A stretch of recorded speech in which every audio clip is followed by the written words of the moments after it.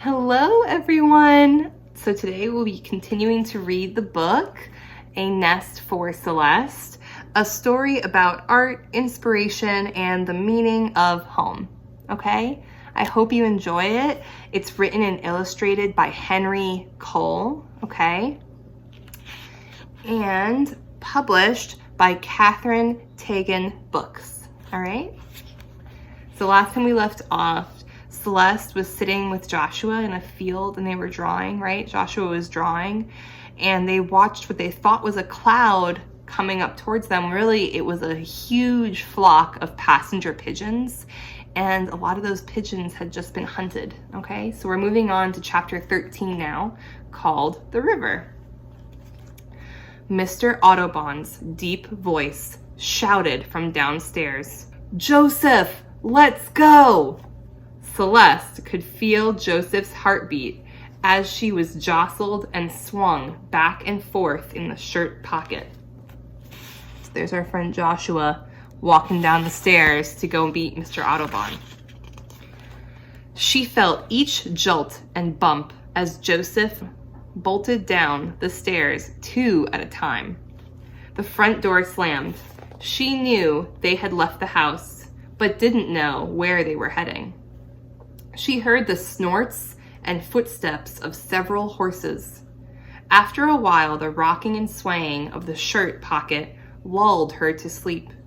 Later, when loud voices woke her, curiosity got the best of her.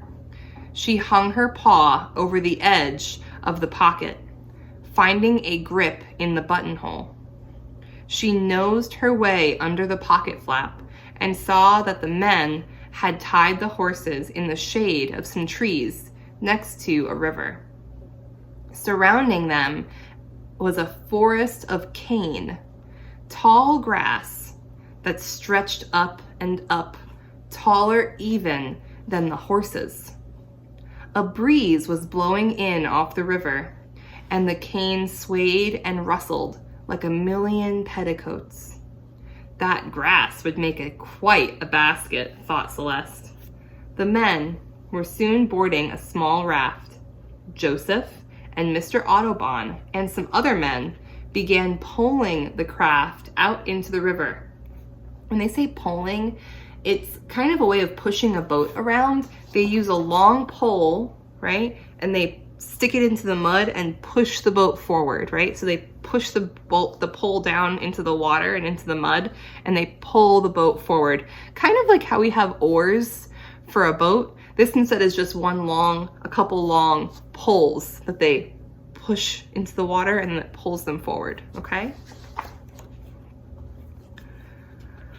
Dash was at the front of the boat, wagging her tail and looking excited.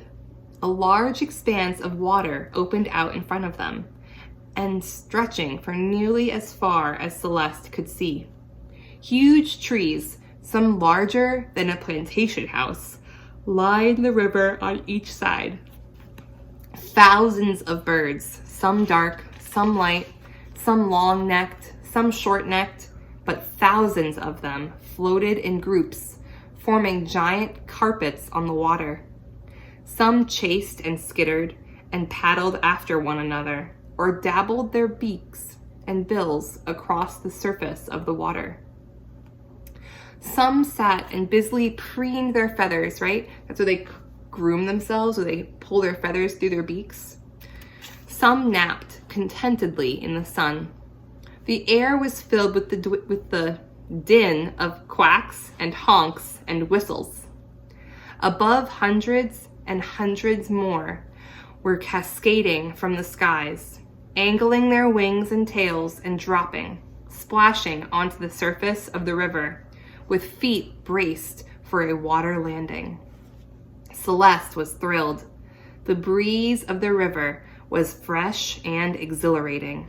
The clamor and activity on the water was exciting.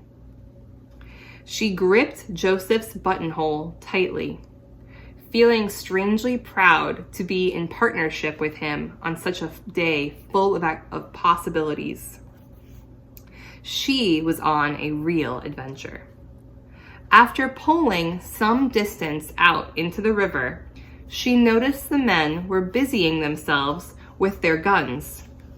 She smelled something new, something acrid and pungent and biting into her nostrils. Her whiskers twitched with apprehension. The flat boat approached a flock of ducks. Celeste could plainly see the faces and the feather patterns of the closest ones. Suddenly, in less time than it takes to blink, she heard an enormous crack. Celeste squealed and burrowed deep into the shirt pocket just as another blast sounded. "Got him!" she heard one of the men yell. "Me too!" yelled another. What are they doing? Wondered Celeste. She was shaking and wild-eyed at the bottom of the pocket.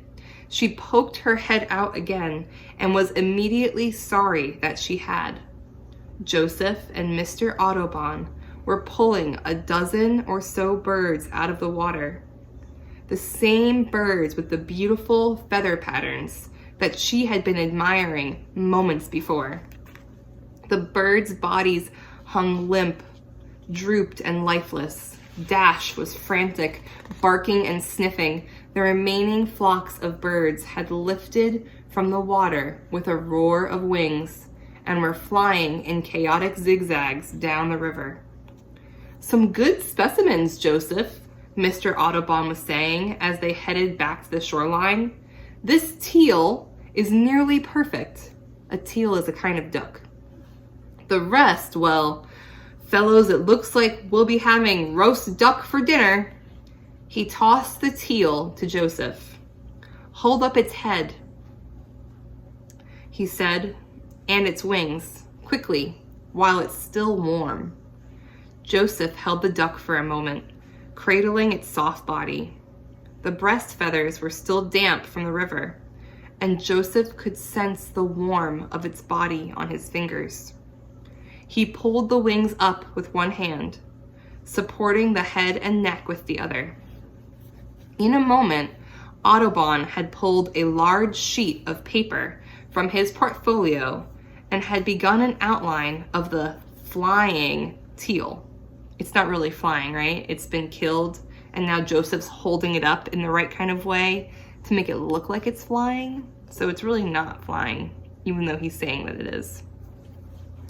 Joseph and the other men watched as Audubon added more and more details: contour feathers, spreading tail feathers, eyes, and bill.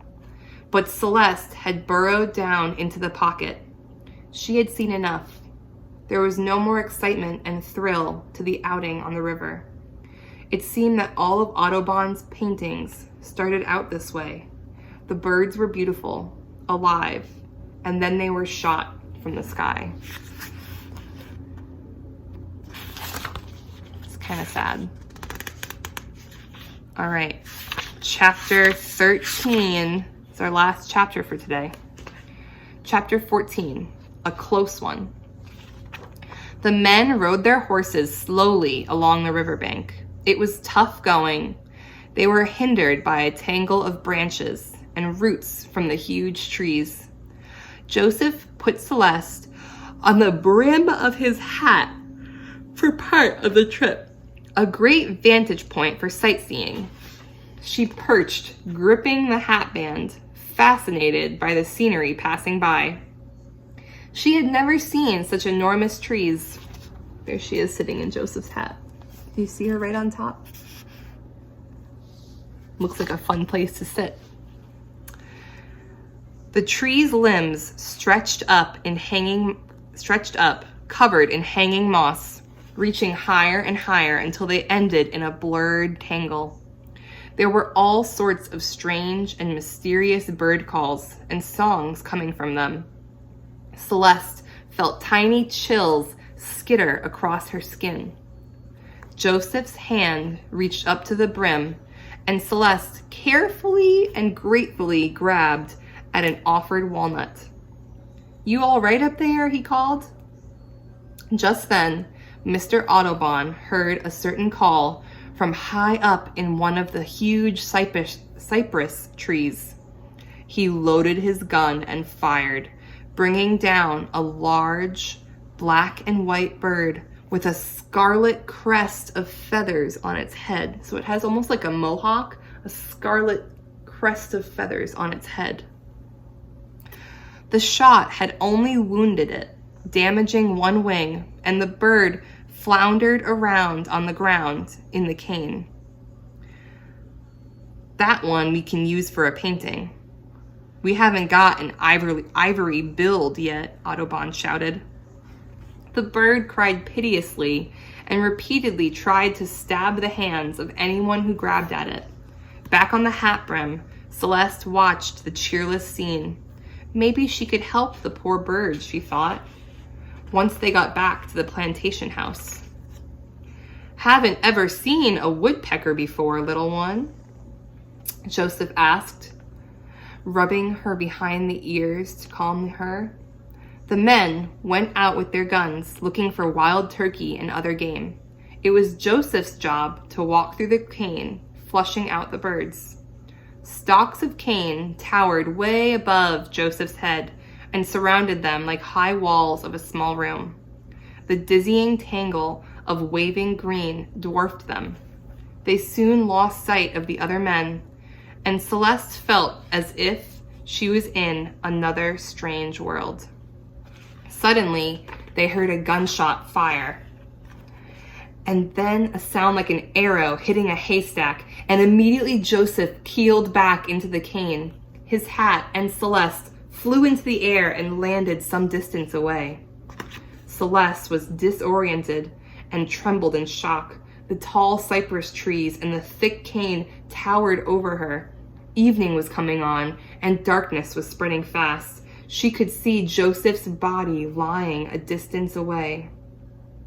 His head was red with blood.